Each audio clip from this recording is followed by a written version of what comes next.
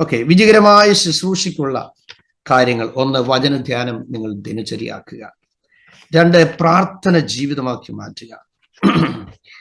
3ാമത്തെ പ്രത്യേകത, ആത്മനിറവിൽ സംസാരിക്കുക. 4, വിശ്വസ്ത ജീവിതത്തിന്റെ ഉടമയായി ഇരിക്കുക. 5, ദൈവ നിയോഗത്തിന് പൂർണ്ണമായി കീഴ്പ്പെടുക. 6, ദൈവിക അധികാരം നിങ്ങൾ ദുർവിനിയോഗം ചെയ്യാതിരിക്കുക. 7, സമയത്ത് ഹാജരാകുക.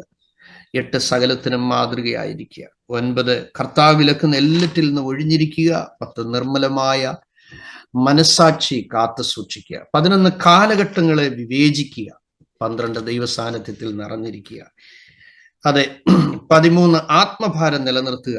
14, കർത്താവ് ഏൽപ്പിച്ചത് മാത്രം ചെയ്യുക. 15, കഷ്ടതയിൽ ദൈവോദ്ദേശം തിരിച്ചറിയുക. 16, കർത്താവിൽ നിന്ന് പ്രാപിച്ച് പ്രസംഗിക്കുക. 17, വ്യർത്ഥ സംസാരം ഒഴിവാക്കുക. 18, എല്ലാ കാര്യത്തിലും ഇടപെടാതിരിക്കുക. 19, പ്രതിഫല ചിന്തയോടെ പ്രവർത്തിക്കാതെ ഇരിക്കുക. 20, ദൈവത്തിന്റെ പക്ഷത്ത് നിൽക്കുക. 21, വ്യക്തിപരമായ ബലഹീനതകളെ തിരിച്ചറിയുക. 22, ആത്മനിയോഗം ബുദ്ധിയുടെ തുലാസിൽ ഒരിക്കലും തൂക്കരുത്. 23, ദൈവിക വിലക്കിനെ നിങ്ങൾ ഒരിക്കലും അവഗണിക്കരുത്. 24, എല്ലാറ്റിനും മറുപടി പറയാതിരിക്കുക. 25, നിയോഗമില്ലാത്ത യാത്ര ഒഴിവാക്കുക. കർത്താവ് നിങ്ങളെ അനുഗ്രഹിക്കട്ടെ. Thank you pastor. Thank you pastor.